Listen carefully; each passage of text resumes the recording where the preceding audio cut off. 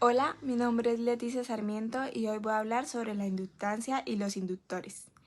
A continuación, en la siguiente presentación, voy a exponer este tema.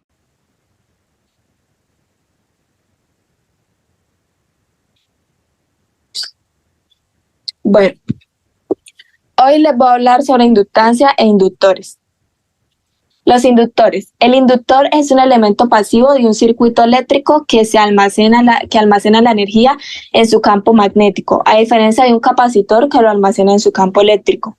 Un inductor está compuesto por un alambre conductor enrollado en un núcleo. El núcleo puede ser de aire o puede ser de hierro. Este núcleo aumenta el efecto inductivo. Cuando inyectamos al inductor una corriente que no varía con el tiempo, el inductor se comportará como un cortocircuito, porque su voltaje inducido va a ser cero. Ya que el campo magnético ni la corriente varía, entonces va a ser una constante. Cuando inyectamos al inductor una corriente que sí varíe con el tiempo, es decir, una corriente alterna, allí sí va a haber una variación del voltaje y va a haber un voltaje inducido en el inductor. Y a consecuencia de este voltaje, va a haber una variación en el campo magnético y va a ir creciendo o disminuyendo y va a generar un voltaje inducido por la ley de Faraday. Bueno, ¿cómo almacena la energía? El almacenamiento de energía es gracias a la acción de un campo magnético que se genera cuando circula una corriente por el inductor. El campo magnético crecerá en función del tiempo y al existir una variación de él se va a inducir un voltaje, el cual se opondrá al paso de la corriente eléctrica que inicialmente la creó. Cuando el campo magnético ya no pueda seguir creciendo y sea constante, esta oposición va a desaparecer. Entonces, bueno, acá tenemos el inductor. Espera. Acá tenemos el inductor.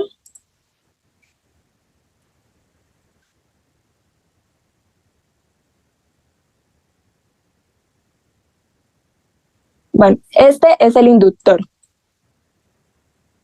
el cual tiene estos alambres que enrollan el núcleo. Esta parte es el área del inductor. Y acá, pues vamos a suponer que vamos a conectar una fuente al inductor. Entonces, ¿qué pasa si conectamos una fuente de voltaje a este inductor, que es en este caso?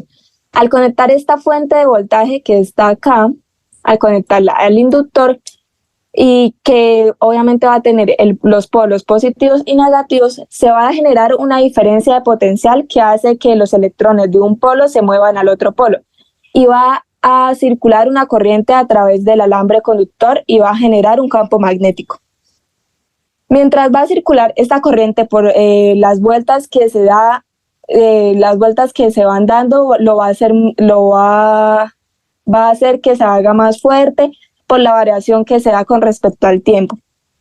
Entonces, a medida de que el campo magnético esté creciendo, va a existir una oposición a esta corriente, la cual es la inductancia. Entonces, al crecer, al conectarse esta fuente, va a haber una variación del campo magnético y también se va a crear una oposición también al mismo. Y esa posición va a ser la inductancia. Entonces ya a él coger la máxima fuerza, llegar a su máximo punto, que no pueda crecer más. Entonces, cuando ya eso sucede y ya tiene su máximo tamaño y ya no permita que siga creciendo, cuando eso pasa, la oposición de la corriente del campo magnético va a desaparecer en su totalidad, ya que la ley de Faraday dice que se va a inducir un voltaje siempre y cuando haya una variación del campo magnético. Pero como esta vez ya no va a haber una variación del campo magnético porque ya llegó a su punto máximo, entonces va a pasar a ser nuevamente constante y el voltaje va a ser cero. ¿Qué es lo que pasa? Esto ya al ser cero y va a ser constante, va a convertirse el inductor en un cortocircuito. Pero bueno, entonces esto es lo que sucede si conectamos esta fuente al inductor. Pero ¿qué pasa si la desconectamos? Como ya se conectó al inductor y ya llegó a su capacidad máxima, al desconectarla, en vez de hacerse fuerte, va a haber nuevamente una variación del campo magnético hasta llegar a este punto en que está totalmente solo el inductor y se va a empezar a hacer mucho más débil, se va a empezar a hacer, en vez de fuerte, débil. Entonces, al crearse nuevamente la variación del campo magnético, ya no va a ser opuesto, sino que también al campo magnético, sino que va a ir en la misma dirección del campo magnético y en la misma dirección de la corriente. Entonces, pues al desconectar la fuente se va a disminuir la fuerza y también va a ir decreciendo y va a ir en la misma dirección del campo magnético y ya no va a ser oposición, sino va a ir en la misma dirección, como, o sea, lo contrario a lo que se hizo al conectar la fuente. Esto de acá son las partes del inductor. Esta parte es el alambre que va enrollando el núcleo. Este es el largor del conductor, del inductor. Esta es la fuente que se le une, se le conecta. Este es el soporte metálico, el área del soporte metálico. Listo. Entonces, esta parte ya es así. Bueno. Estas son las fórmulas de los inductores. Entonces, pues ya queda que la energía del inductor es igual a el inductor, que siempre nos da el valor del inductor, por la corriente al cuadrado sobre 2. Entonces, pues ya esa es la fórmula que más se usa y la vamos a usar en el siguiente ejercicio. Entonces dice, calcular la energía almacenada por los inductores en el circuito. El circuito está en estado estable. Bueno, al circuito estar en bueno, lo primero que hacemos es calcular la corriente que pasa por el inductor 2 henrios, que está en serie con la resistencia de 10. Esta de acá. Bueno, entonces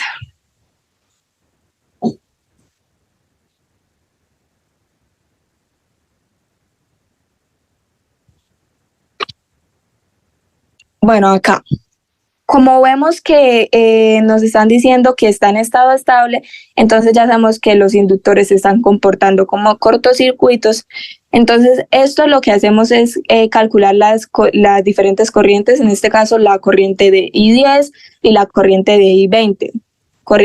Entonces, lo que hacemos es calcular la corriente eléctrica que pasa a través de cada conductor, teniendo en cuenta solo los valores de las resistencias del circuito. Y pues ya teniendo en cuenta también que están en paralelo las dos resistencias.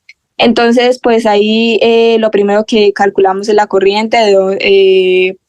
Para hacerlo, utilizaremos pues la fórmula que es de corriente igual a voltaje sobre resistencia. La corriente de 10, en este caso acá esta, es igual a el voltaje, que es 9 voltios por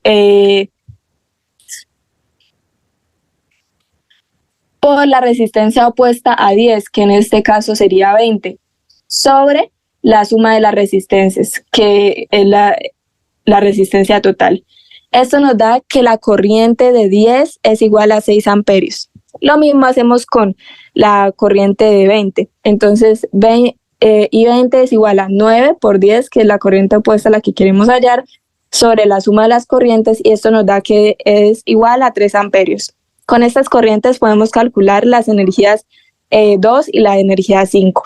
Con la fórmula que ya habíamos planteado, que ya tenemos en la diapositiva anterior, que es 1/2 por el inductor, que en este caso el primer inductor es 2, está acá, y por el número de la corriente de I10, que nos dio 6, entonces 6 al cuadrado, eso nos da 36 joules. Esta es la primera energía. La segunda, la energía de 2, del inductor 2. La energía del inductor 5 es igual a la misma fórmula, 1/2 por el inductor, que es 5, por la corriente que nos dio 3 al cuadrado. Esto nos da 22,5 joules. Entonces acá lo que hacemos es hallar primero las corrientes y después con las corrientes y los datos que ya tenemos, hallamos las energías con la fórmula que ya habíamos planteado. De eso se trata este ejercicio, que es para hallar más que todo la energía de la inductancia, del inductor. Entonces ya pasamos a inductancia. La inductancia es el elemento del circuito eléctrico que tiene el efecto de oponerse a las variaciones temporales en la corriente eléctrica. Una vez que comienza a circular la corriente por una espira conductora, se genera un campo magnético cuyas líneas atraviesan a la espira misma, creando un flujo de campo magnético variable e induciendo una corriente que se opone a dicho cambio, tal como lo establece la ley de Faraday. Entonces, pues acá tenemos las fórmulas. Esa es la fórmula de inductancia, la fórmula general de inductancia, que es esta, que nos dice que L es igual a el número de vueltas, que es N es el número de vueltas por la derivada del flujo magnético respecto a la corriente, a la derivada respecto a la corriente. Entonces, pues acá ya tenemos lo que es el flujo magnético siempre es igual al campo magnético por el área. Pero pues nosotros sabemos que el campo magnético por las anteriores fórmulas de física que hemos visto es igual a μ por N sobre L por la corriente. Entonces, pues μ es la permeabilidad del material del núcleo por N, que ya sabemos que es el número de vueltas sobre la longitud por la corriente. Entonces, pues acá tenemos el flujo magnético nuevamente igual al campo magnético por el área, pero como ya sabemos que el campo magnético es esta expresión de acá, entonces lo que hacemos es reemplazar acá. Entonces el flujo magnético es igual a esta expresión de acá, que es el campo magnético por el área.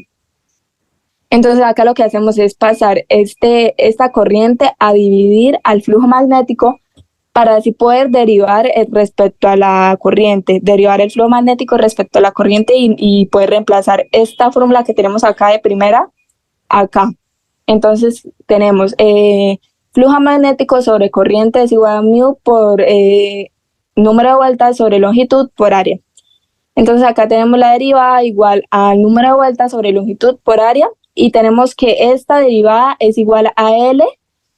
L es igual a N por la derivada del flujo magnético respecto a la corriente. Entonces, pues acá lo que hacemos es L es igual a el número de vueltas, que es esta fórmula,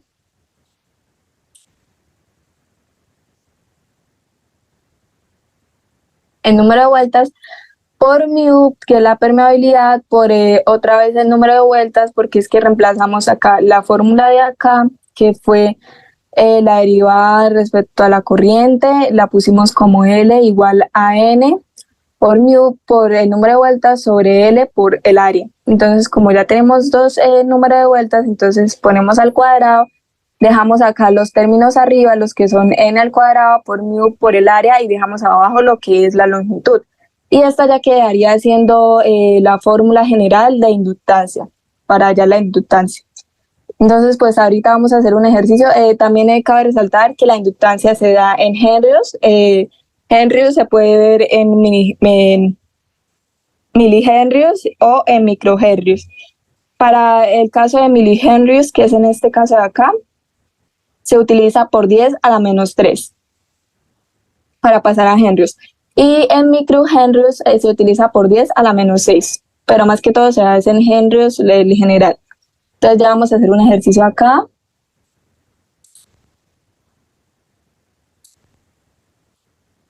Bueno, un alambre de cobre se enrolla en forma de solenoide sobre un núcleo de hierro de 5 centímetros de diámetro y 20 centímetros de largo.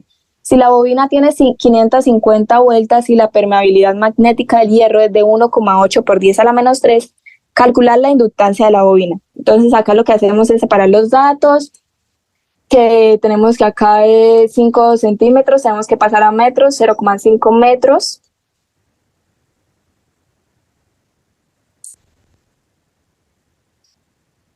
Y pues acá tenemos lo que es la longitud, que es 20 centímetros, 0,2 metros, 550 vueltas, y la permeabilidad del material del núcleo. Entonces, pues acá ya sabemos que para poder reemplazar tenemos que hallar el área. El área de un solenoide sabemos que es igual a pi por el diámetro al cuadrado sobre 4. Pero sabemos ya el diámetro, que es 0,05 metros. Entonces tenemos que área es igual a pi por 0,05 metros al cuadrado sobre 4, que esto es igual a 1,6 por 10 a la menos 3 metros. Esto es lo que es el área.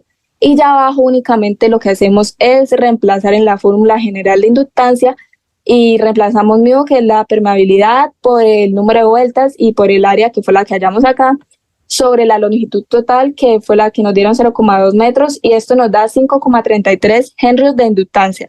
Entonces, pues eso es lo que, así es como se hace. Este ejercicio es básicamente seguir las fórmulas y eso es lo que se trata la inductancia e inductores. La inductancia actúa sobre los inductores y pues se relacionan de ese modo, pero pues en inductores hallamos energía y acá en inductancia hallamos lo que es la inductancia la inductancia de la bobina total. Entonces, muchas gracias. Hasta luego.